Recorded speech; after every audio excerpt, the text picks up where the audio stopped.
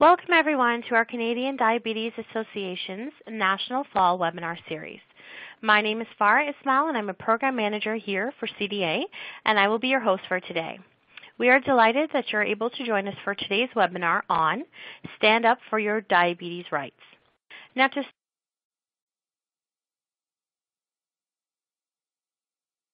start off, I would like to draw your attention to the survey, which is located at the top right-hand section of your screen. In order to better serve your needs, we kindly ask that you provide us with your input by completing this short survey towards the end of the presentation. And we thank you in advance for your input. Throughout the presentation, you will have the opportunity to ask our speaker questions, so feel free to type your questions into the Q&A box, which is located at the bottom right-hand section of your screen, and we will be happy to answer them at the end of the presentation. As well, we will be displaying a few polling questions throughout the presentation, and we would love for your participation. Please note that your answers will be anonymous. Also note that you are able to customize and expand your screens, so feel free to do so by simply dragging the bottom right-hand corner of each of the pods in the webinar platform. The presentation itself, it's going to last about 35 to 40 minutes in length, and then we will have about 15 minutes left for the questions. So I do want to let everybody know that our session today will be recorded, and we will be posting it on our CDA website at a later date. So now I'd like to welcome our speaker, Shawn Shepheard, and thank him for joining us today. But before I do turn it over to Shawn, I would like to give you a brief introduction. Shawn was a proud member of the National Advocacy Council for 7 years and was the chair of the National Advocacy Council before departing. He was involved in numerous advocacy events, including leading national and provincial leadership forums and the annual Diabetes Day on the Hill in Ottawa. Shawn is an inspirational speaker and has presented to over 20,000 people across North America in the last 5 years alone. Now, for more information on Shawn, please feel free to read the speaker bio section, which is located on the left-hand side of your screen. So, without further ado, I'd like to present to you Shawn Shepheard. All right. Well, thank you very much, Farah, and thank you to everybody across the country that has taken time out of your busy day to take in this, one of many of the webinar series that Canadian Diabetes is putting on. And today's session, we called it Stand Up for Your Diabetes Rights. And I think that we're all very familiar with the numerous challenges that people living with type 1 and type 2 diabetes face in this country. And what I want to talk about today is really the journey of becoming an advocate and celebrating some of our advocacy champions. So in this webinar, we will show you the many ways of becoming an advocate. And let me just say this to start off, that the number one question I get about being an advocate is, how do we get started, or what can I do, or maybe I can't, go out to events. So we're going to show you lots of different ways of becoming an advocate, and we're going to do that by giving examples of how people from coast to coast have become an advocate and still are advocates. We're going to share the most important question that all advocates need to ask themselves. We're going to give examples of what advocates have accomplished, and let me just say right now, there will be brief summaries on each one. This would be a 3-day event if I talked about all the amazing advocates and volunteers and staff that we have across the country. And we're going to explore the importance of getting clear in our message. And also, before we go to the Q&A, I'm going to tell you 3 simple ways that you can start your advocacy journey starting today. So the most important question that I always ask is, why is diabetes important? So why is the subject of diabetes important to you? And often, we will hear statistics and so many different things, but when we attach the why to our personal story, and it might be for somebody that you love, it might be for a child, it might be for a family member, it might be for yourself, but why is it this advocacy journey so important to each and every one of us individually? And I think that's the core message and the core question that we all need to answer before we start getting into how we can start helping. So with that question, last year I worked with a team, the National Advocacy Council team, and our fabulous advocacy team at the CDA, and really asked that question about why is it so important. And although I've been a volunteer with CDA for about 14 years and on the Advocacy Council I was on it for 7 years, I'm continued to be amazed and shocked at the stories that come across their desk from individual people across the country. And I thought in my kind of cheeky Shawn way, I wanted to do like a rant or something because it really kind of gets to the core of why it's so important.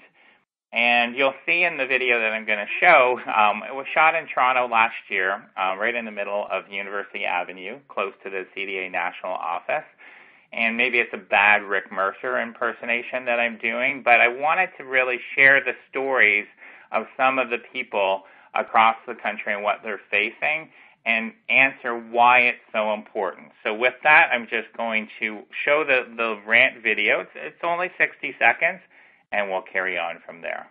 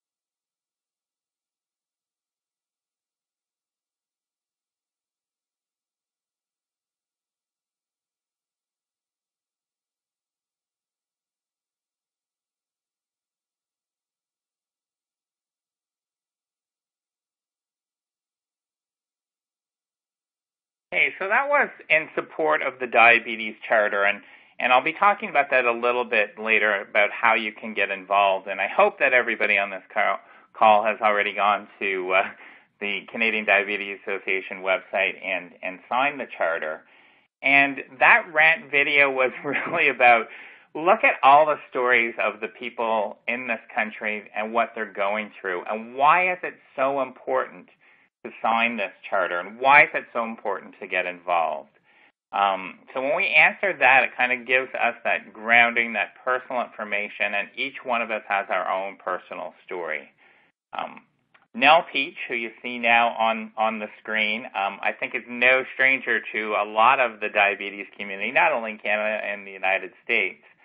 And Nell is a great example of being an advocate. So that picture there is Nell proudly wearing her Team Diabetes shirt.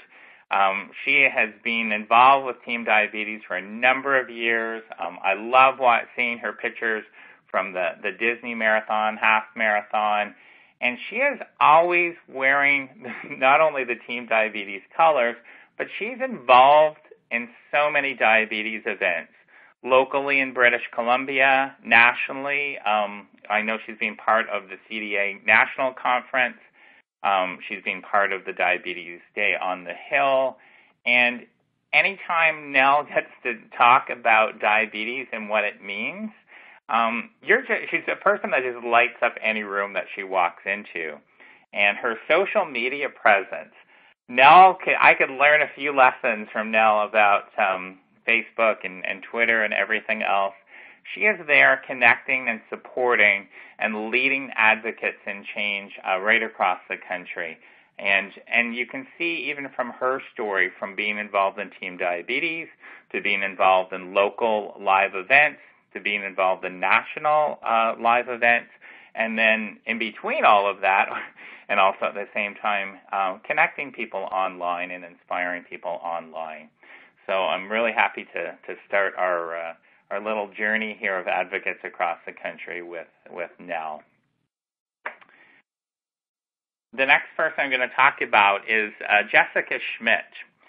And Jessica Schmidt, and I love the pictures too, that I wanted to be able to show you the faces and not just talk about their story. She's a very busy teenager in British Columbia that lives with type 1 diabetes, and she advocated for insulin pump program to be extended to the age of 26. And I know in BC they had one, but not beyond the teen years. She's also an advocate for children in schools policy. She's been involved in advocating for improving access to test strips and other important public policy matters in British Columbia. And I think that sometimes we look and say, well, I'm only one person, and what can we do? And Jessica is a great example of sharing her story and led to change provincially in British Columbia.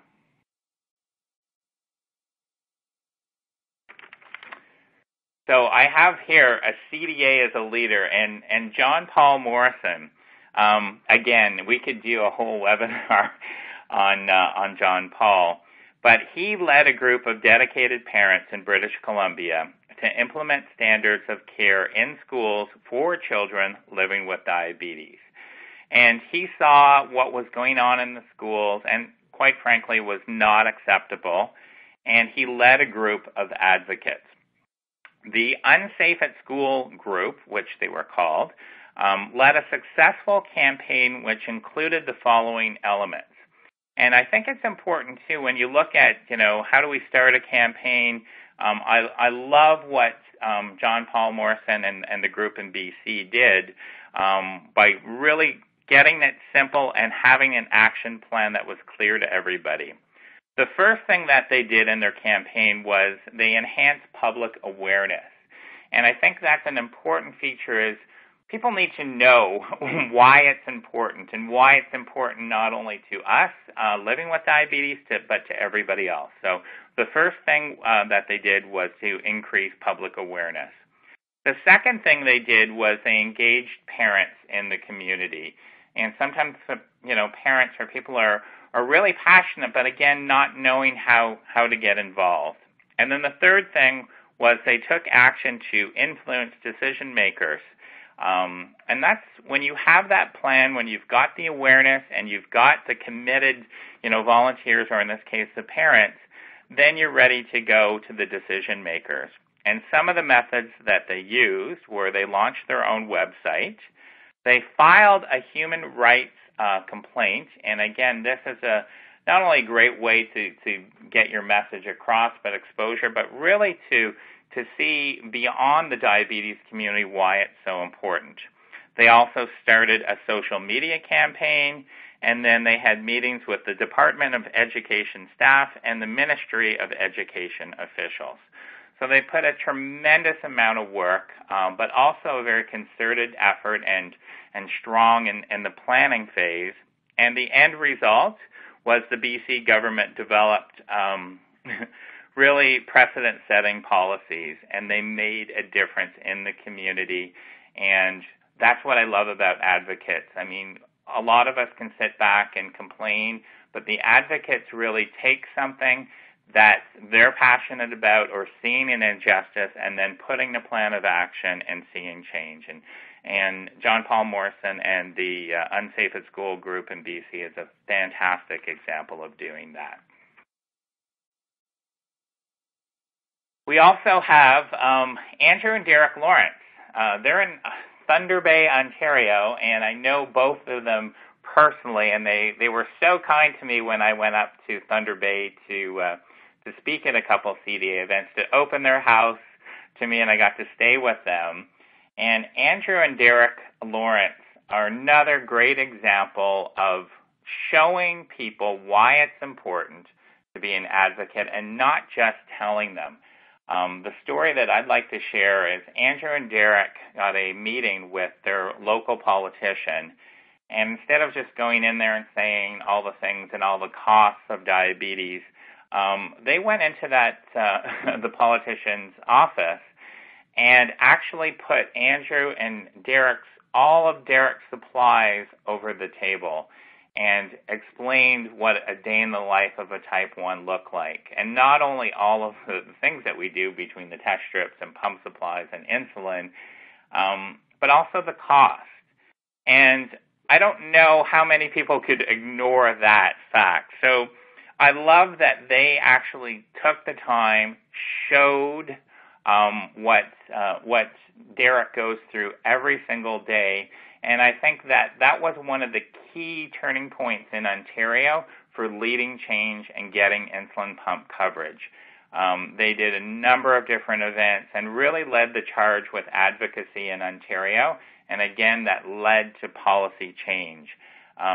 Andrew was a member of the National Advocacy Council for a number of years. Andrew and Derek had won a number of national awards around advocacy and making a difference. And when I hear people that say, well, I don't know what to do or how do I get started, it's people like Andrew and Derek that I tell their story about how they just got started, they got that one meeting, and how that one meeting led to massive change. So another great example of advocacy in action. Michelle. Michelle, who's on the East Coast. So Michelle is a registered dietitian and certified diabetes educator in New Brunswick.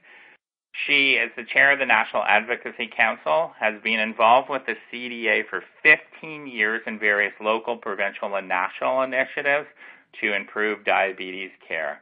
And as a certified diabetes educator, she gets to see a number of different people every single day and hear their stories, and not just hear their stories, but actually do something and be the voice for a lot of those people on a national and provincial level.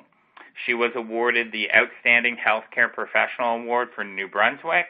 She was the 2011 National CDA Diabetes Educator of the Year, and she's also won the 2012 CDE Award of Excellence.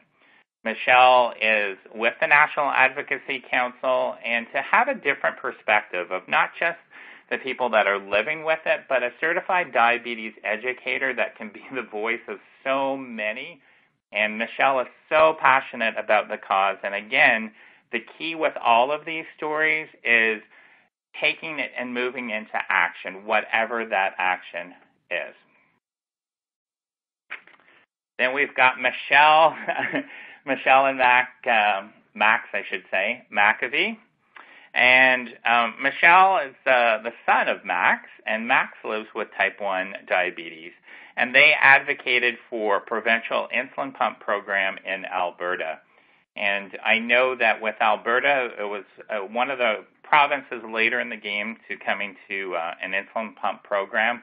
But it was the people like Max and Michelle that shared their story, were passionate about it, met with people, and that's when you actually meet somebody in person and hear their story, that leads to action more often than not. And now the Alberta government has one of the most fulsome programs in Canada, and she's also involved with the provincial children in school policy. So those were just a couple of, and literally, like I said at the beginning, we could go on for days if we profiled all the advocates across the country. But I just wanted to give you a couple of quick examples of the amazing people and amazing volunteers and what they're doing. And now I'm just going to ask you a couple of our polling questions to hear from you and get your feedback. So the first question is, the guiding principles on the CDA in developing the Diabetes Charter for Canada are, first one is, ensure that people who live with diabetes are treated with dignity and respect. Second, advocate for equitable access to high-quality diabetes care and support. Third, enhance the health and quality of life for people who live with diabetes and their caregivers. Or the fourth one, all of the above. So I'll give you, we should count down. I'll give you about 10 seconds to register your vote for that. So you just click on your answer, and then there's a black submit button at the bottom.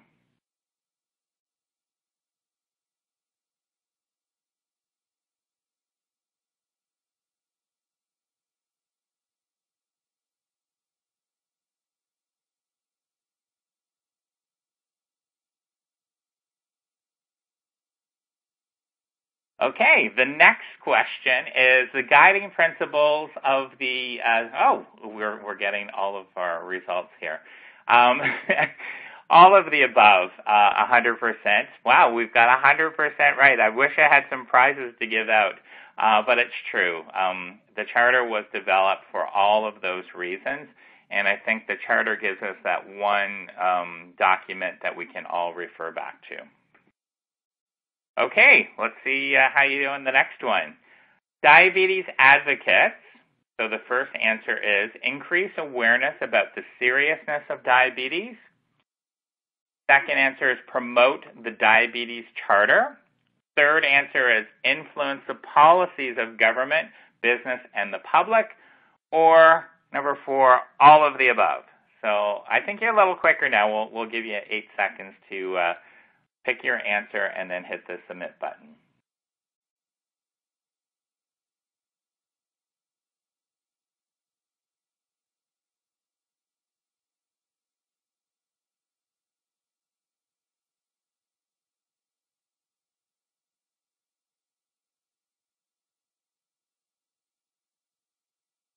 Okay, so we've got 94.2% is all of the above.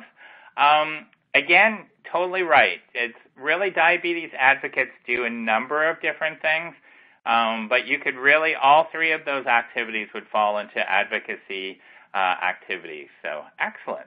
Feeling a little bit like a game show host here. So we'll go on to the next question. CDA advocates. The first answer are from diverse backgrounds. 2, live with diabetes. 3, have friends or family with diabetes. 4, have an important personal story to share. 5, speak with one voice across the country on the important issue facing Canadians living with diabetes. So same thing if you can click on one of those and hit the submit button.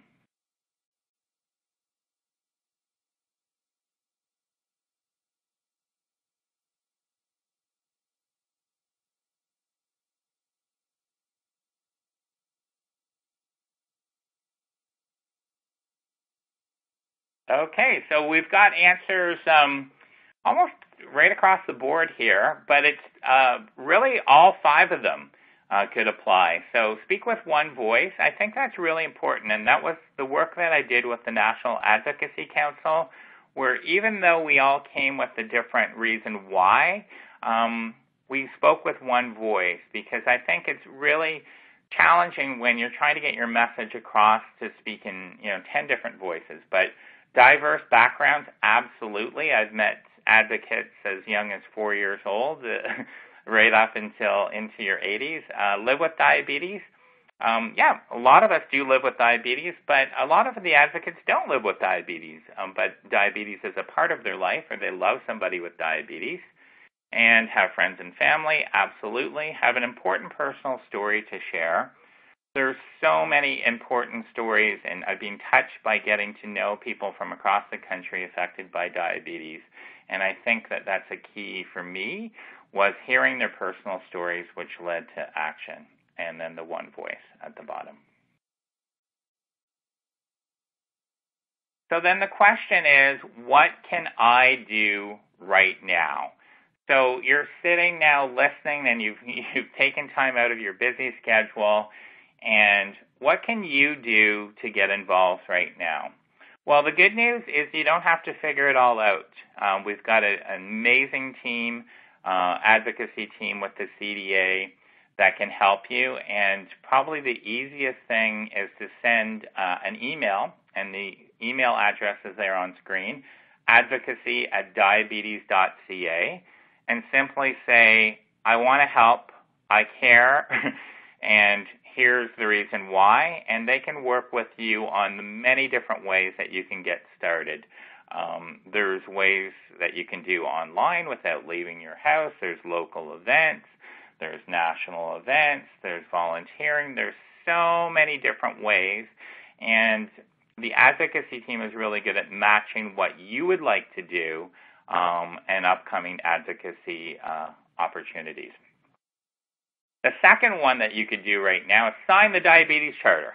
So I hope that everybody has taken the time, and it's diabetes.ca/charter, to sign the charter. It literally, just like my rant video said, it takes less than 30 seconds to do, and it means so much to see how many people have signed it, and from all different parts of the country.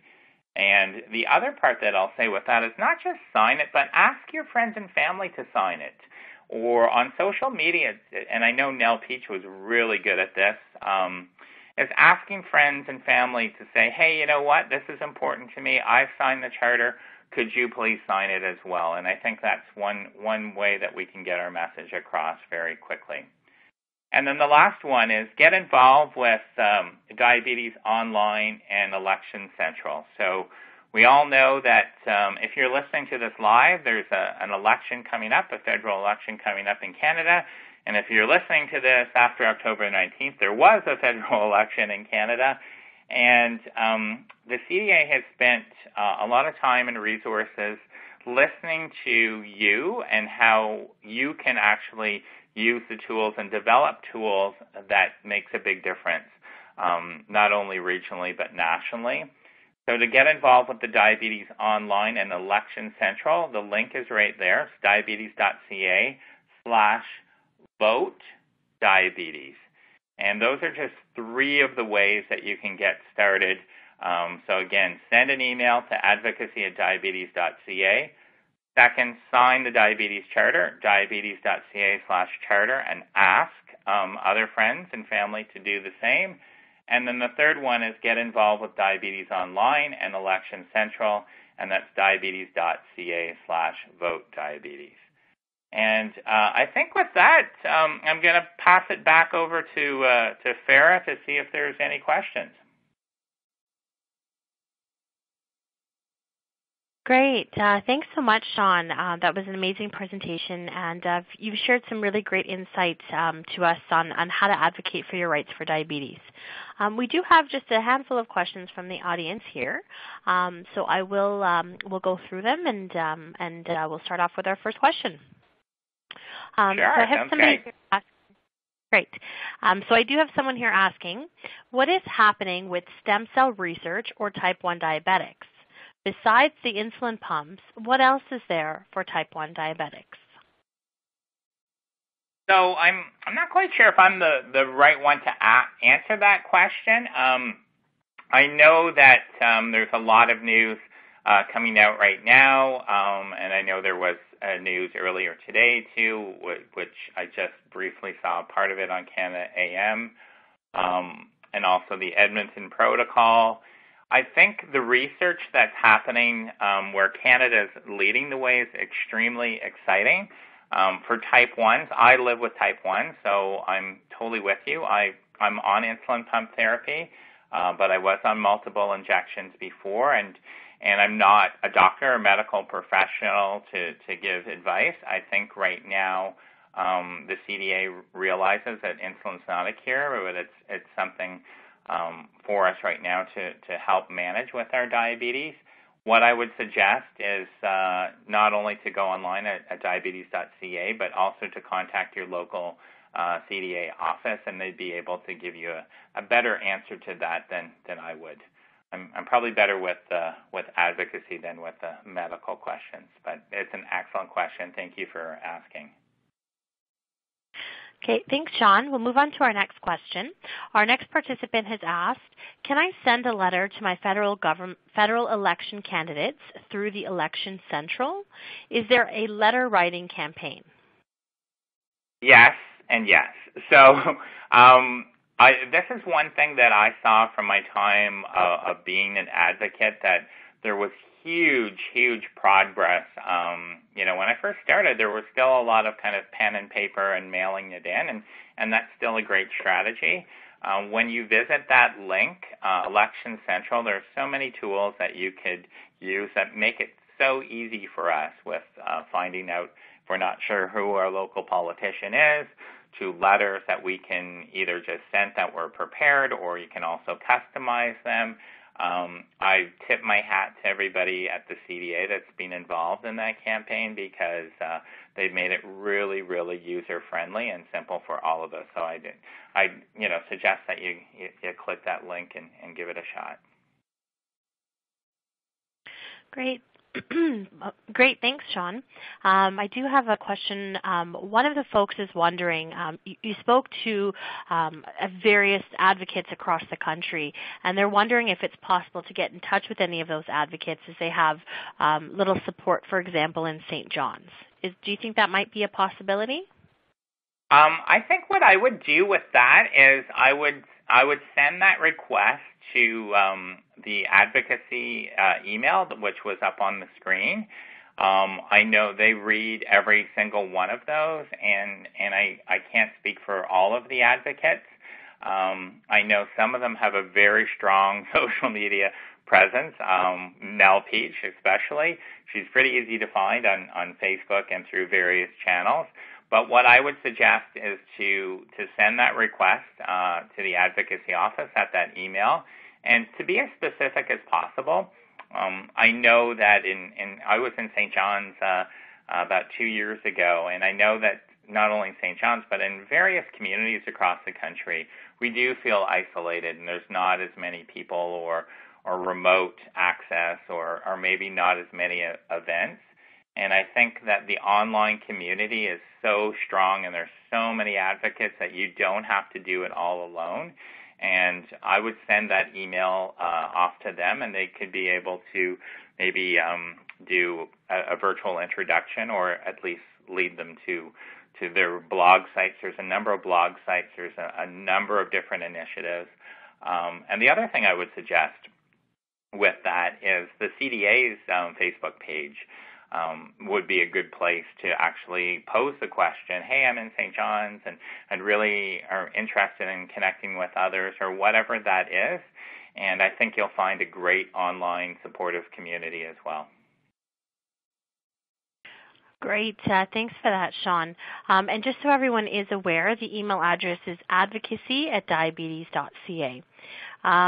You will also notice that at the bottom section of your screen, there's something there that we call the resource list. And so within there is 2 resources that we've included. Folks on the line are able to upload these resources at your leisure. You can also find them on our diabetes.ca website. So the first one there is the Diabetes Charter. So please download it and read it over. And as Shawn has already recommended, go online to our website and do sign the charter. And then the second resource there is also an advocacy training manual. It's something that's also available on our website, but have a read through. And then again, any other questions you have, if you want to become an advocate through the CDA, please email us at advocacy@diabetes.ca. We do have a few more questions, Shawn, so I'll move on to the next one. Sure. The next one, our next participant has asked, what kind of information and awareness is there online between diabetes and mental health? That's an excellent question, and I know that was a question that we got asked a lot with the National Advocacy Council.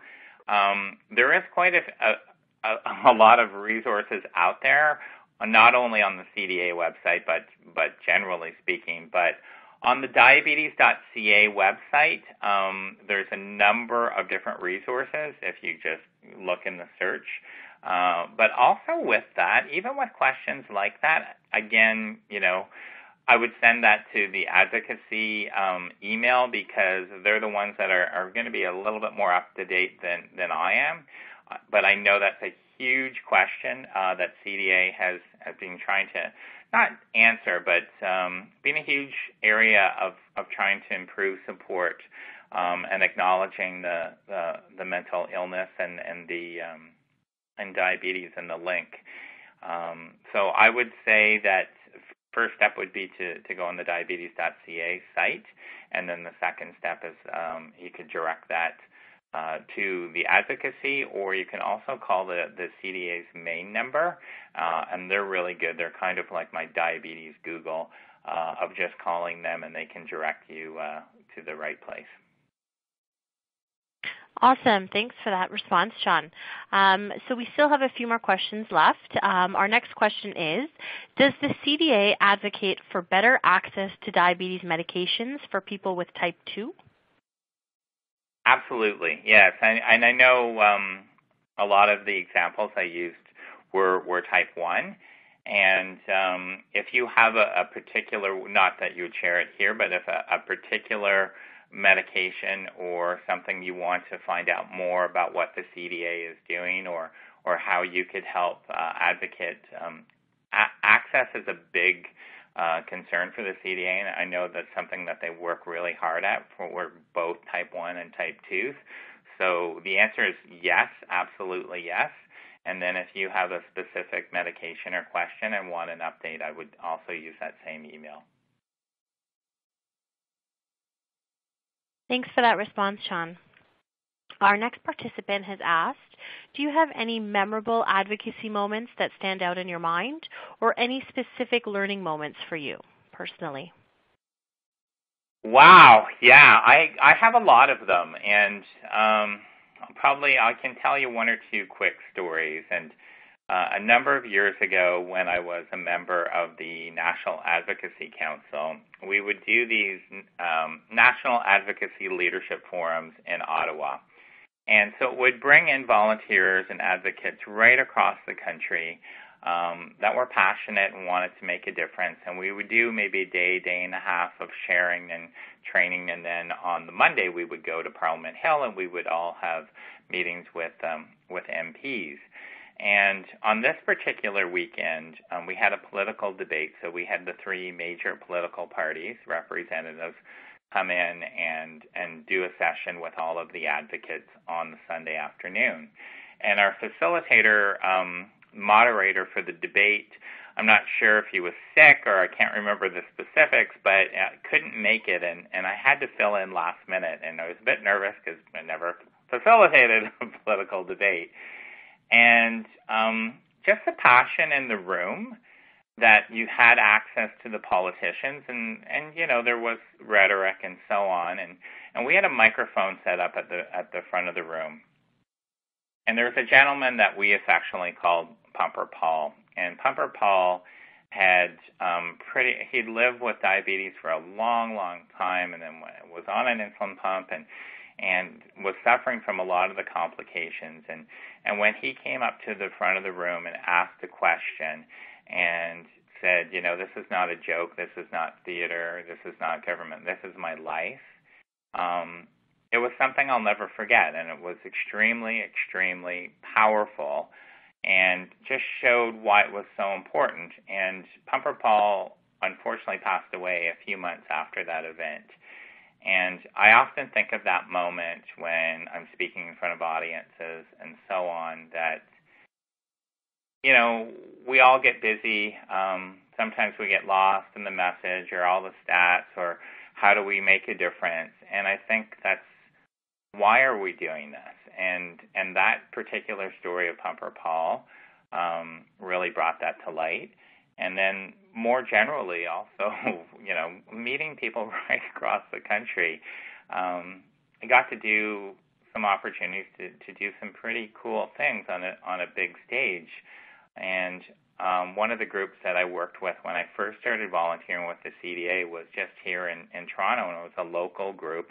It was a tiny little chapter, and they had their meeting once a month. And I went, and there was about 8 people at this meeting drinking tea. And one of the ladies said to me, you know, you're our voice, because we're not going to stand in front of a large group of people or go on TV. And they would talk about their concerns. And it's those type of things that inspire me and inspire so many people from across the country that give up so much of their time to make a difference. And just to know that It doesn't matter if you're volunteering for a half an hour on the phone, or if you're at an event, or if you sign the diabetes charter. You're making a difference. And if we do nothing, we have no chance of making a difference. And I just want that to be crystal clear with people. Whatever you do, you're making a difference, and something that we're all grateful for. Wow, that was a great story, Shawn. Thanks for sharing that. Welcome. We will take a few more questions. So our next question here is, what kind of rights do school-aged children in Canada have in terms of diabetes maintenance at the school system? I think Americans often refer to Section 504. Okay, so I'm not as familiar with Section 504, but I know that one of the things with the Diabetes Charter, which was so important, is that every child has an equal access to education in this country, where diabetes should not be a barrier. And I know that Joan King, through our Edmonton office, can tell you of so many different stories where that wasn't happening. Same with our friends in BC and in the advocacy example. But they have a right to, for example, check their blood. They have a right to be in school and to have their supplies with them and their snacks and so on. So I won't get into the particulars because honestly I don't know them offhand. But they have a right to go to school and have equal access to education just like everybody else.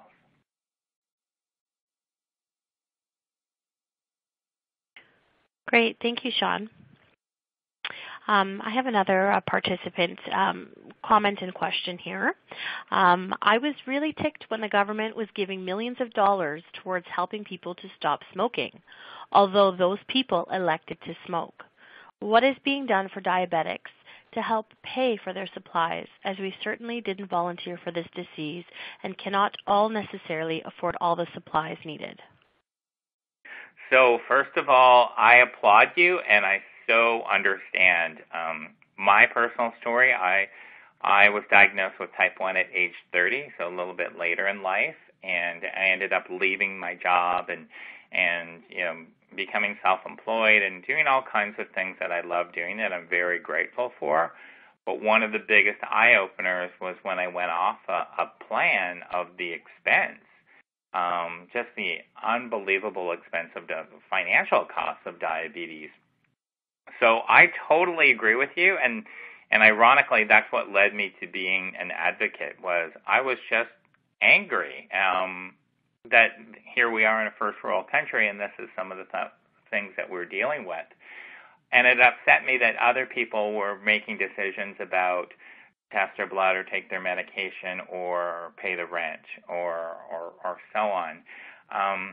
So what the Canadian government is doing, I can't answer that question specifically. We've had some pretty big victories, as you've heard, not only with the insulin pump coverage, but with strip coverage, and there's been a number of victories across the country that have happened because people like you did something and voiced their concerns. Do we have a long way to go? Absolutely. Unfortunately, this advocacy journey, I wish we could say, hey, it's all done and we can put a bow on it, but it's not. And what I would say is the only way that we're going to get action is for people like you to become involved and to voice that opinion, and to voice that opinion also within the channels of CDA. And here's some of the exciting initiatives that they have going that, honestly, since I left the National Advocacy Council, sometimes we lose touch or I don't see what's going on when there's a lot of things going on as well. So I hear you. I totally relate and understand. And what I'd suggest is that you contact send the email to the advocacy or your local CDA office and see what you can do to get involved as well. Because when people hear your personal story like you just shared, that's when we start seeing some action. Great. Thanks so much for that response, Shawn. We'll take just a few more questions here. So our next participant has asked, does the CDA keep a database of pre-election promises by politicians to be used to track their post-election performance? That's a great question. And let me, and I apologize, I should have said this straight up. I don't work for the CDA, so some of these questions I can't answer. I'm an advocate volunteer, just like a lot of us on this call. I think the answer is probably somewhat. They do. I know that the people in the advocacy office are dogs on a bone with with their politicians and making sure that they do follow up. And no matter what the results are on October 19th, I can guarantee that the CDA staff and the advocacy office will be doing their darndest to hold politicians to their promises. Great. Thanks for that response, Shawn. And again, whatever questions any of you guys have directly related to advocacy, please feel free to email us at advocacy@diabetes.ca. We have another question here. Will the CDA provide me with some advocacy training so I can meet my elected representative? Absolutely, yes. So as Farah mentioned, they've developed some ridiculously good resources. So not only the resources that are available in line and I think also through this call, but they also do training, I know, right across the country in person. I just got an email earlier this week for some of the training that's going to be happening in the next couple of weeks here in Ontario. And so they have resources that are online that you can print up and go through. And you can also find out about live training that's coming up in your area. And then the third one is the webinar series as well. But I know that that's something that I'm really proud to be involved with, the CDA, and the training that they did when I talk about our National Advocacy Council or leadership days on the Hill or here in Ontario at Queen's Park. And I've been involved in provincial advocacy weekends probably in 5 provinces across the country. They do an exceptionally good job of training advocates and making sure that you're comfortable in whatever that is. If that's a meeting with a politician, if it's an online campaign, to make sure that you're prepared, or if it's media, whatever that is. So yes, that's a big resounding yes. There's a lot of training and resources available. Great. Thank you so much, Shawn. This webinar has been really great, and just by the responses that we're getting in the Q&A section here, everybody has been really grateful for all the information you've provided with us today. So we just want to send out a quick thank you to you, as well as to everyone who's attended the webinar today, as well as the wonderful volunteers that have helped coordinate this session. As well, our webinar series is supported by Bayer and Merck, so we're grateful to their donations to make this event possible. Coming up, we do have some upcoming webinars for the remaining of the fall series. So we have one on medications, and then the following week will be on diabetes complications. So we do hope you spend some time on our website and register for these and participate. As well, the CDA offers quite a few different programs. Any questions that you do have, please feel free to call us at 1-800-BANTING or visit our website at diabetes.ca. Again, the example that Shawn's discussed today with the charter, please visit our website and sign the charter. If you're interested in any local community programs, such as our CDA Expos, information again is available on our website. And we do have a virtual health coaching program that is fairly new to CDA, and it works with individuals on a one-on-one basis to create personalized goals, and there is follow-up as well. So it's a great program, and we do encourage you to come to the CDA to participate with that. For any additional questions that you have, again, email us at advocacy@diabetes.ca, or any general webinar-related questions, please email us at webinars@diabetes.ca. So we look forward to your participation in our upcoming webinars, and thank you everyone again for participating. We hope you have a lovely day.